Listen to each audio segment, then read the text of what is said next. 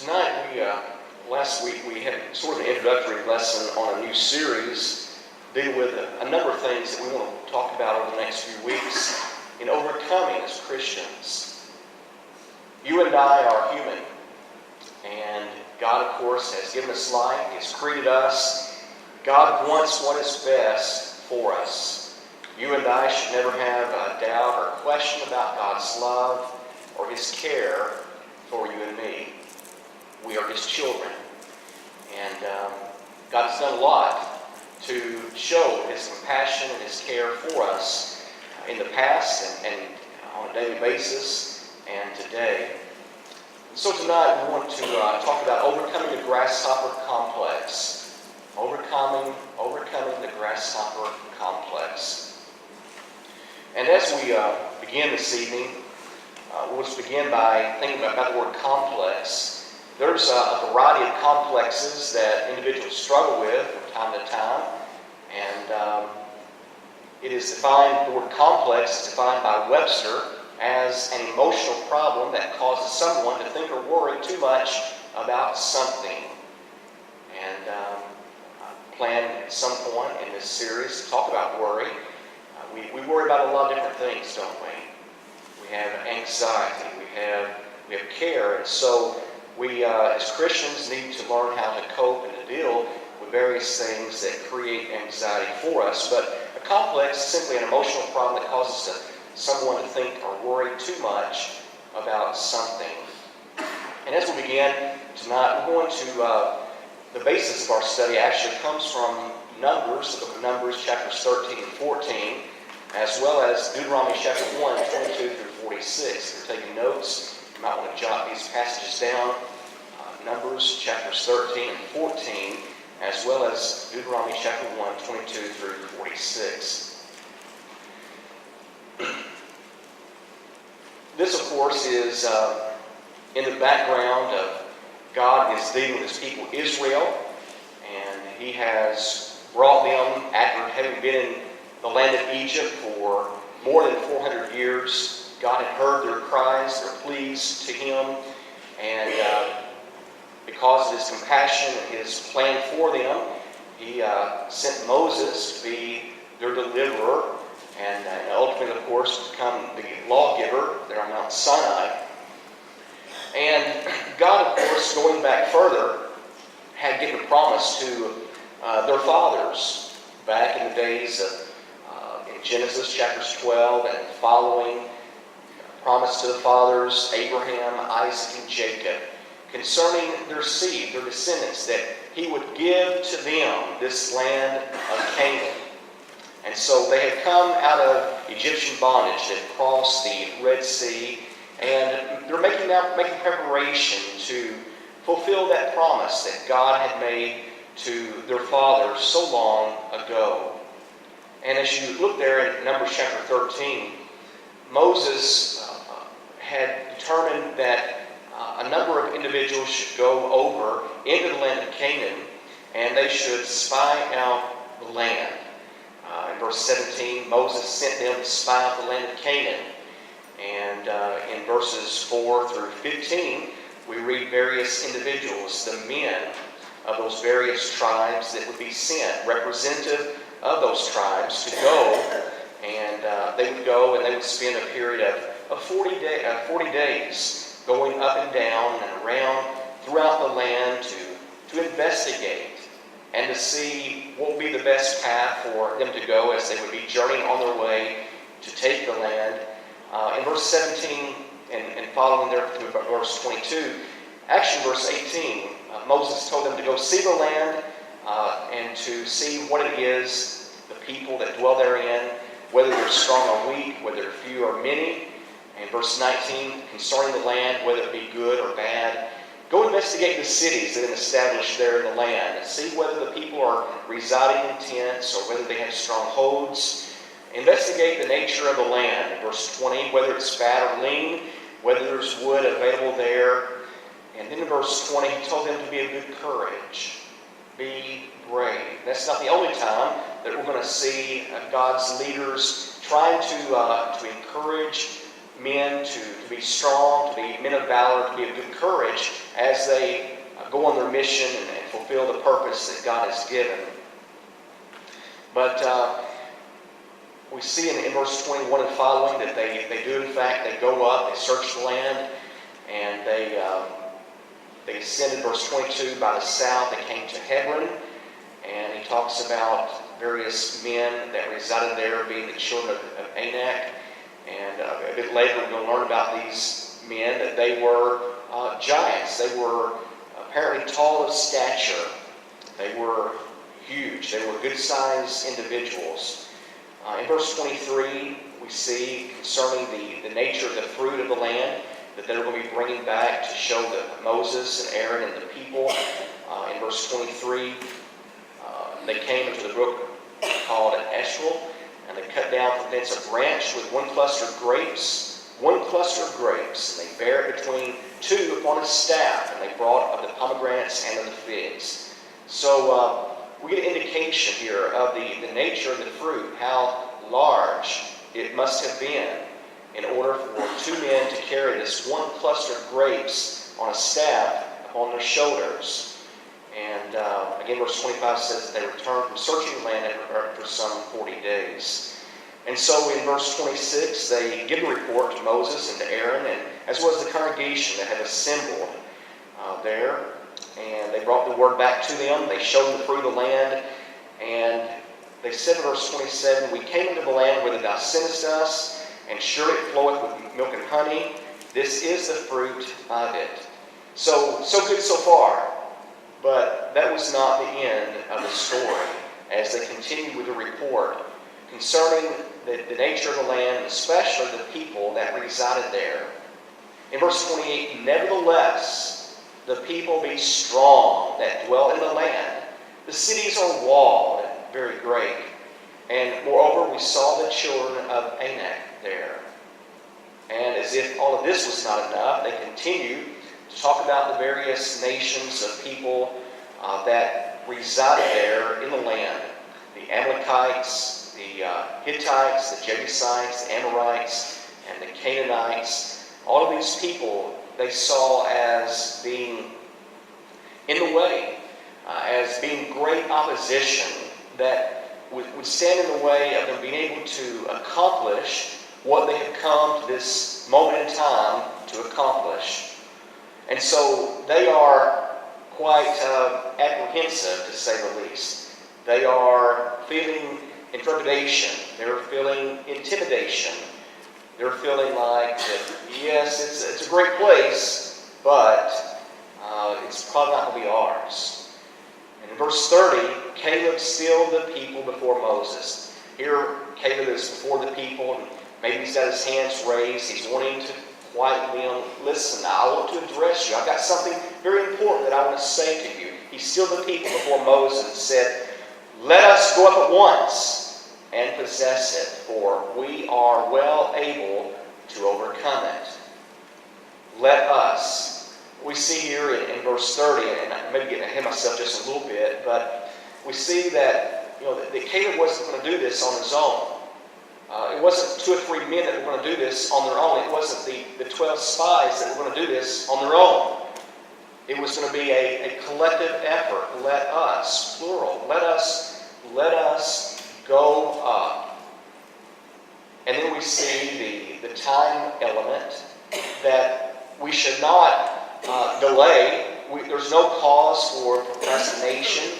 There's not going to be a more convenient season coming down the road that we should take this course of action that God has said that we should take.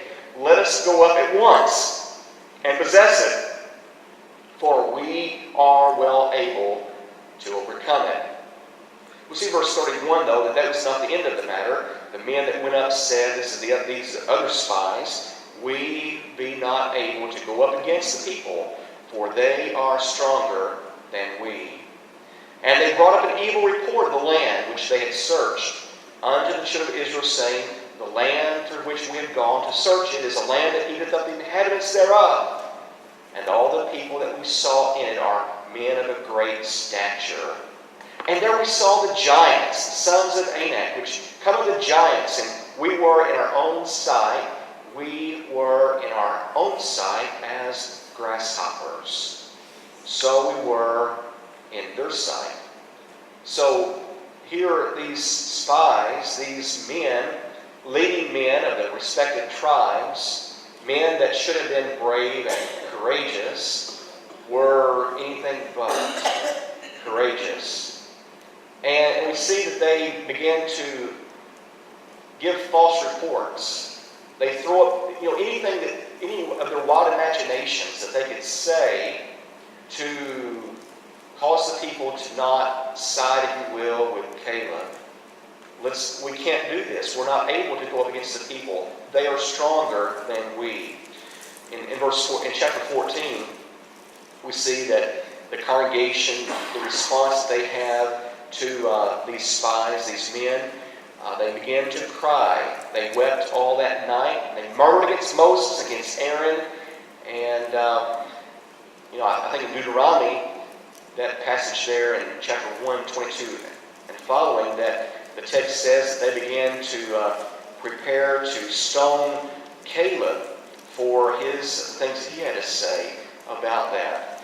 So, the Lord spoke, in this matter and intervened, and God was sorely displeased with their mindset as they looked at these matters and as they saw it as something that was impossible for them.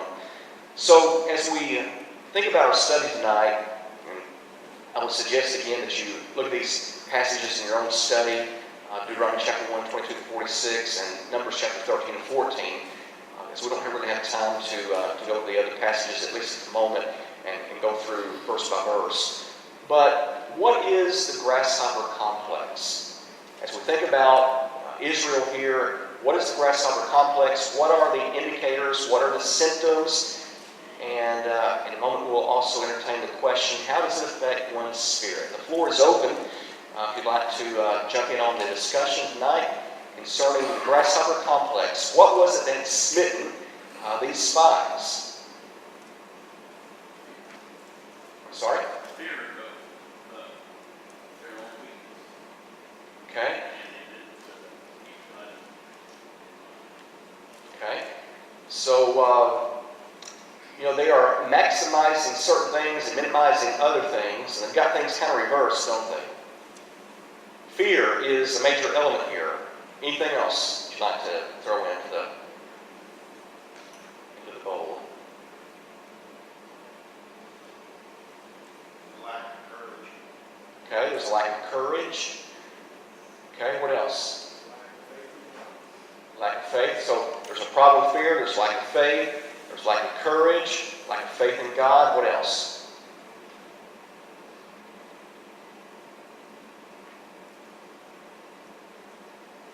How does, as we think about the complex itself, and again, how does it affect one's spirit? How does it affect, what we're talking about here is, we read a moment ago what the complex, what it means, where a person, an individual, or a group of people are thinking too much or worrying too much about something. It's an emotional, there's emotional element here. So we're talking about the mindset, right? We're talking about the way that we think about something. How does it affect one's spirit? How were the people affected? The people that heard the 10 spies over Caleb. How were they affected by all this? Okay, it's hopeless. They were discouraged. They said things like, God has brought us out of Egypt to be destroyed here. God has brought us here to die. Would be the God that we had stayed back there in Egypt. They were prepared to get them some leaders and let's go back. Let's go back to Egypt. So, how did it affect their mindset? How did it affect their emotions? How did it affect their spirit? They were discouraged. They began to murmur against God. I think about something I believe it's in Deuteronomy that when when Moses and God is speaking about what is going to happen to those that were 20 years and older that rebelled against God in this matter, he makes a distinction between Caleb and all the rest, saying that Caleb had a different something.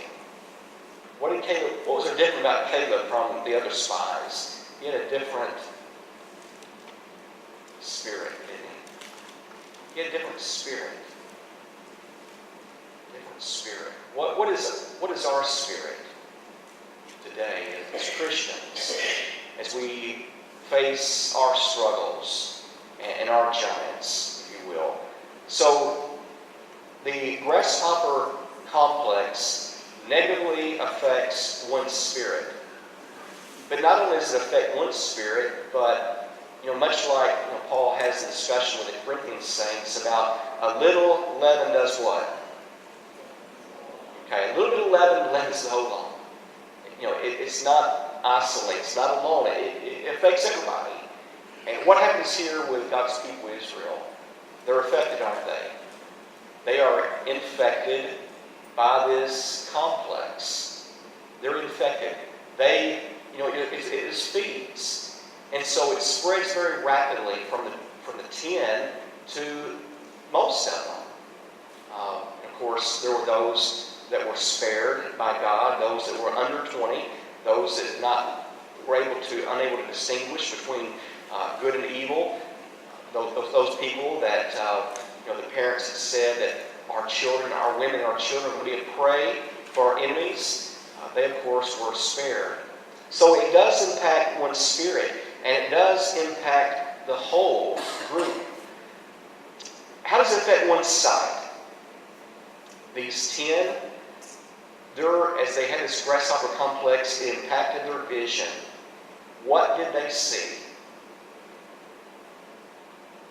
They saw what? Concerning the land and the people that lived there. They saw the obstacles, didn't they? They saw the obstacles over their opportunities. Weren't there opportunities? Wasn't God going to give them the land? Give them the land? What opportunity for them to walk into this land that had been promised to them, this land that flowed with milk and honey. And of course, that's figurative language. It didn't literally flow with milk and honey, but that describes the abundance and the greatness, all the fruit, everything that would be at their disposal. So great opportunities, cities that were walled and houses to live in, and lands that were already in working order. It wasn't like they would have to go out somewhere and clear off a piece of ground like they did here when they were selling our country back in the early days. This was already prepared for them. And so God was giving them a golden opportunity. They couldn't see the opportunity. All they could see was the challenges. All they could see was the hardship, the obstacles. Anything else you'd like to add to those remarks? Yes. And looking at this grasshopper complex, I looked at the old fairy tale talking about the grasshopper and the ant. The ant prepared itself for winter, storing for food, and the grasshopper he didn't prepare his hurricane. Of course, the grasshopper thought it was in the store. And this is they weren't prepared. They weren't prepared spiritually, mentally. They weren't prepared to take advantage or take what God was going to give them.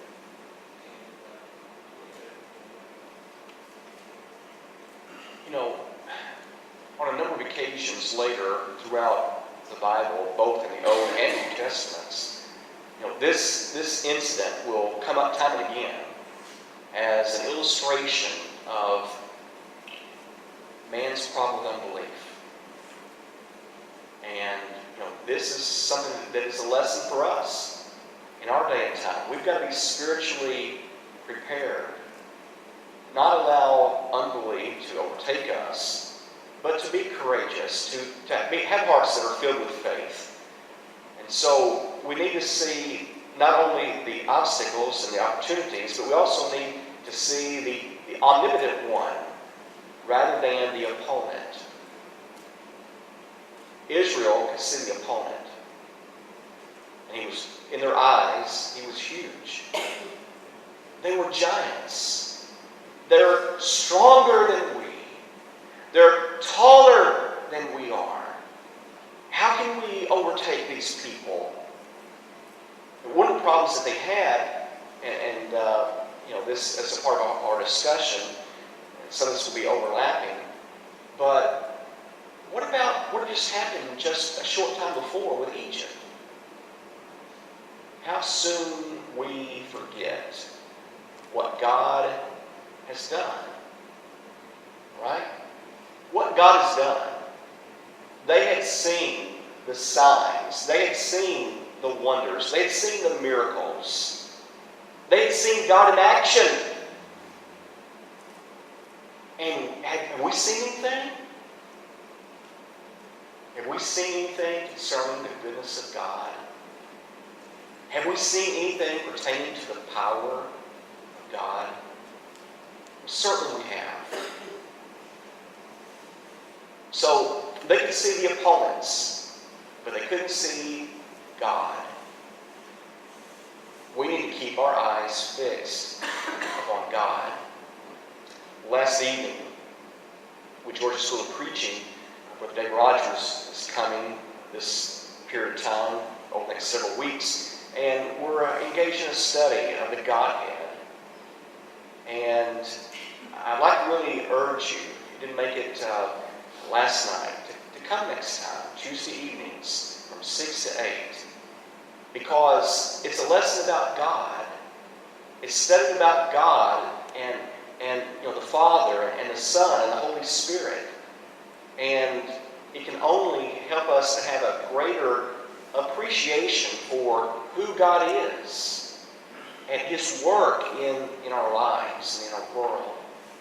And so we need to see the omnipotent. We need to see that God is alive. He is well, and He's working in our lives.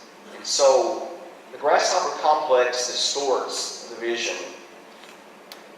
How does it affect one's tongue? The tongue will say things like, no, can't go there. No, can't do that. No. And so what we begin to do is to make excuses with our tongues, with our lips. That's what Israel did, and that's what the grasshopper complex promotes. Excuses. As silly as they may be, as silly as theirs were, the land eats up the inhabitants. It just swallows them alive. How ridiculous is that? And so,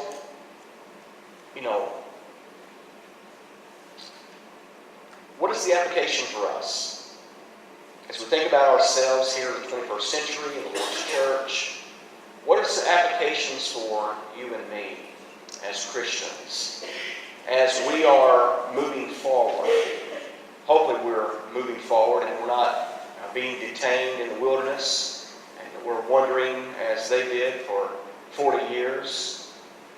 What are some of our challenges? What are some of our giants that we face? Can you think of any?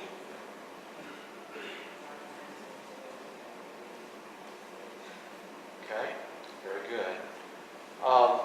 God has given us a mission. That is to share the gospel with a lost and dying world.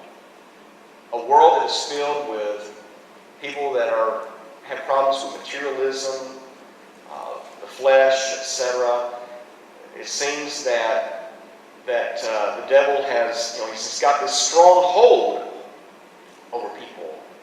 And it's like, how are we to go bring them to Jesus? How are we to, this is what God wants us to win the lost. He wants us to bring the lost to Jesus. And so this work of evangelism, of outreach, is one area, certainly a consideration here. Can you think of anything else?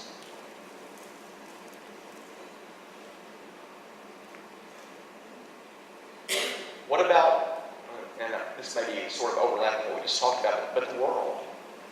The world. You and I, we live in the world, but we're not to be of the world. And how do we keep that distinction? How do we live in a world that is filled with ungodliness, perversion, and not give in, not compromise? What about the evil one? Would you say that the devil is a giant, creating some problems for us? He's at work. I want to share just a few statements with you, and maybe we'll have some discussion about some of these. As we think about our lesson tonight, being a Christian does not make me superior to others. The Word of God teaches us as God's people that we're to have a gentle spirit, we're to be meek. It also teaches us that we're to be humble. We're taught, James teaches us to humble ourselves in the sight of the Lord, and He will lift us up. Day in and day out, in our jobs, at school, recreation, wherever it is that we come in contact with other folks, you and I have always got to be on our toes about our attitude, about our spirit. That we don't come across as being cocky, that we don't come across as being better than everybody else. We need to convey a spirit of humility in everything that we say. So, being a Christian does not make me superior to my neighbors, my classmates, but neither does it make me inferior. Being a Christian does not make me inferior. Is it possible that sometimes we feel like we're inferior? Could we feel like we're inferior? I think it's possible. The Israelites back there, they felt inferior, didn't they? They felt inferior. They felt like they didn't measure up to the opponent. It's impossible for us to do this. They are stronger. They are greater than we are. You and I need to know that there is no one in this world who is greater than we are.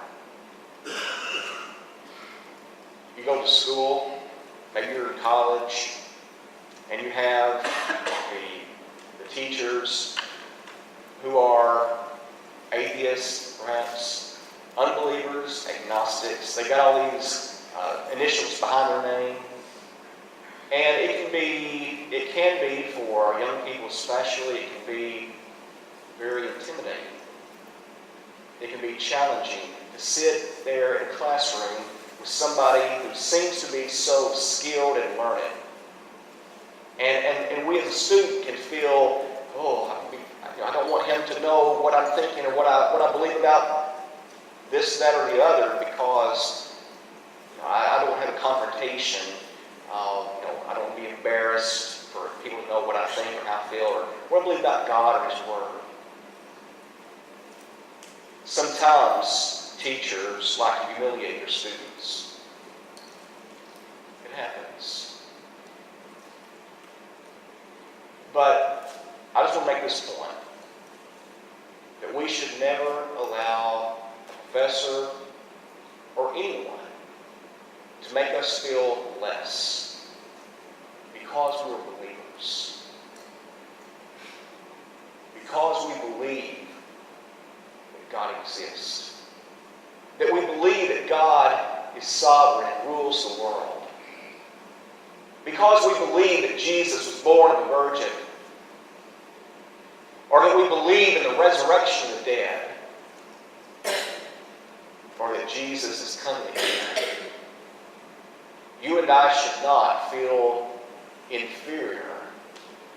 And we should not allow anyone to make us feel stupid because we believe the testimony that God has given in His Word. Being a Christian does not make me inferior. I want to say tonight that the Lord has not set us up for defeat and humiliation, but God has set us up for great success. Israel felt like that God had set them up for defeat. Here we are, we've come all this way, and now we're just going to die. For what? What are you doing, God? They begin to question God. They begin to murmur against God. Moses and Aaron. You and I, as we live our lives, as we move tomorrow, going through, trying to fulfill the mission of the church, we need to be fully aware that God has not put us here that we can be defeated. That's not what we're here for. That's not what God is about. God's not a loser. And if you and I are on God's team, we're on the winning team. God has set us up for great success. God has given to us everything that we could possibly need to succeed. Any discussion or question about that?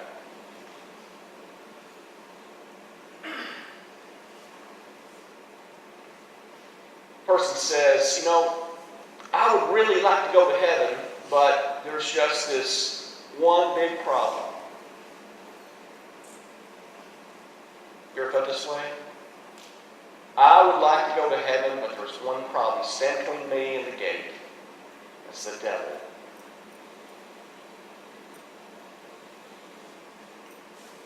What about that? You ever feel that way? Do you ever feel like it's not going to happen? It can't happen. The devil's stronger than me. The devil's got more experience than I've got. He's been around a lot longer than I've been around. And look how many people he's destroyed. Who am I to fool myself to think that I can stand against the devil?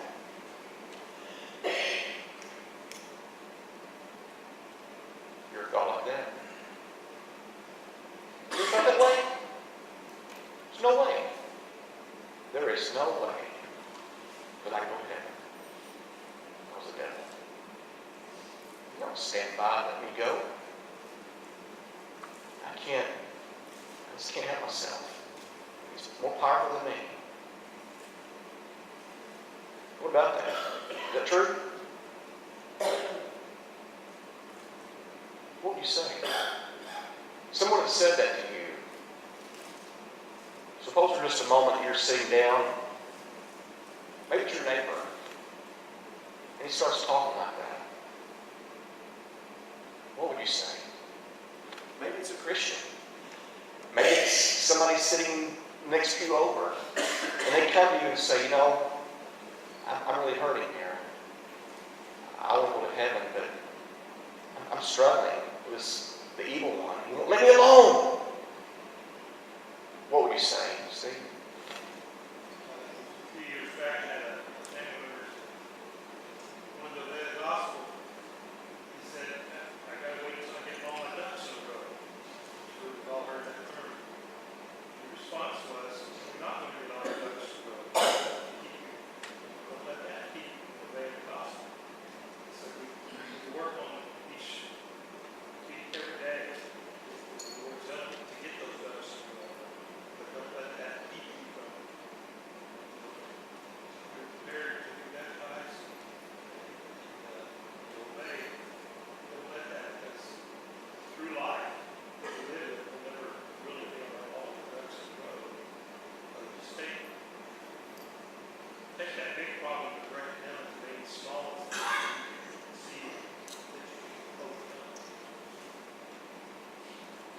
Any other thoughts before I take off?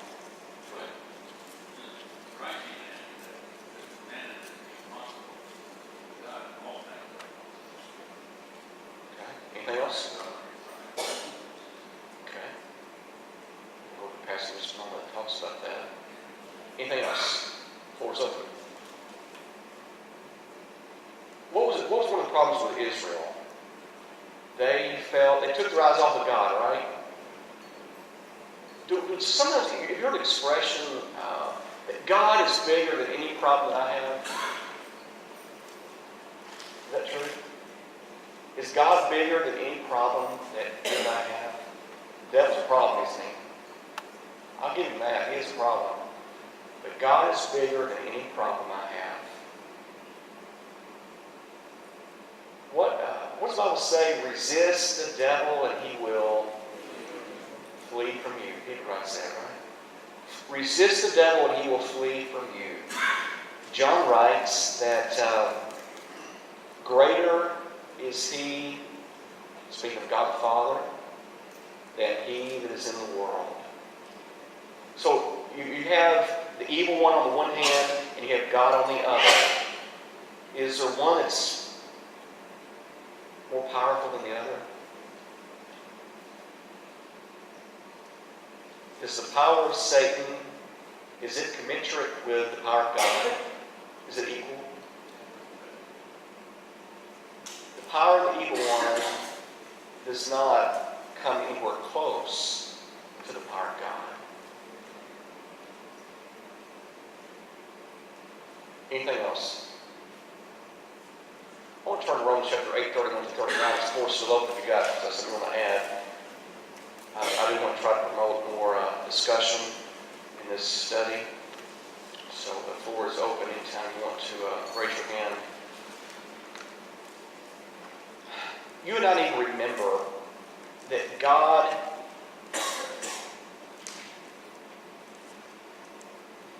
wants us to be victorious. God wants us to be victorious. More than anything in the world, God wants us to win the victory. Just as His Son won the victory. In Romans 8:31, what shall we then say to these things? If God be for us, who can be against us? That's a verse you might want to mark in your Bible. That's a verse you might want to memorize. You might want to remember where this is found. If God be for us, who can be against us? What is that passage saying? That's a question. But it's framed in such a way that it really has a lot of meaning. If God be for us, who can be against us? Who can withstand us? Question. Is God for us? Is God for you?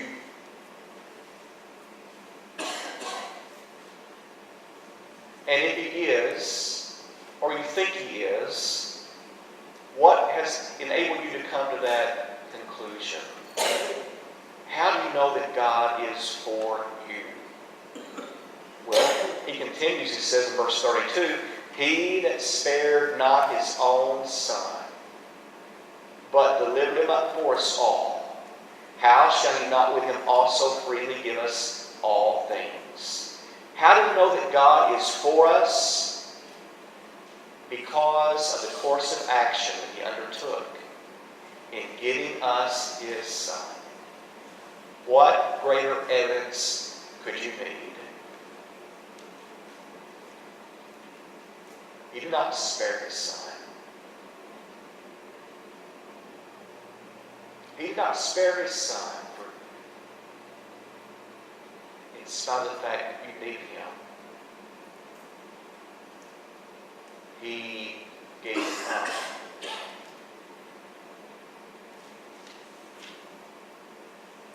But as you look at verse 32, how shall He not with Him also freely give us all things? The implication there is, at least in part, God's not finished. God is not finished giving what we need. Who shall lay anything to the charge of God's elect?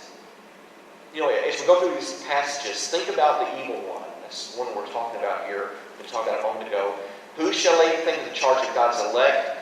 It is God that justifieth. Who is he that condemneth? It is Christ that died, yea, rather that is risen again, who is even at the right hand of God, who also maketh intercession for us.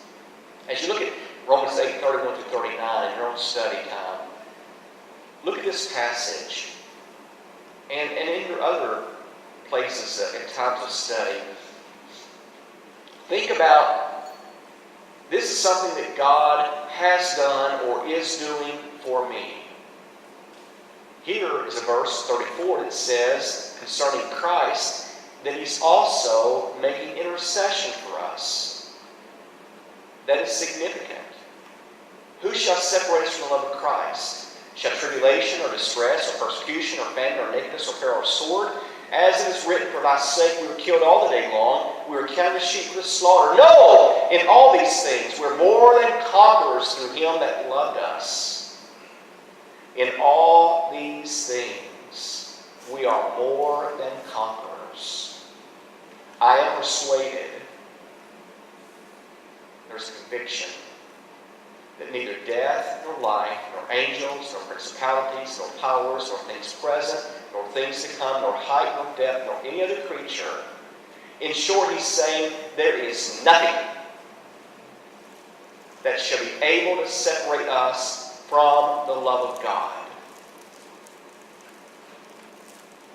which is in Christ Jesus our Lord. There is nothing. The devil has been working for a long, long time. But he is unable to separate us from God's love. We are still the recipients.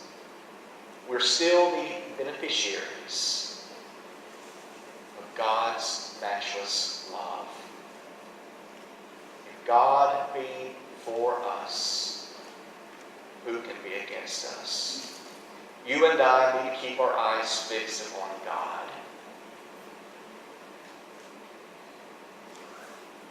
God's power is working through us.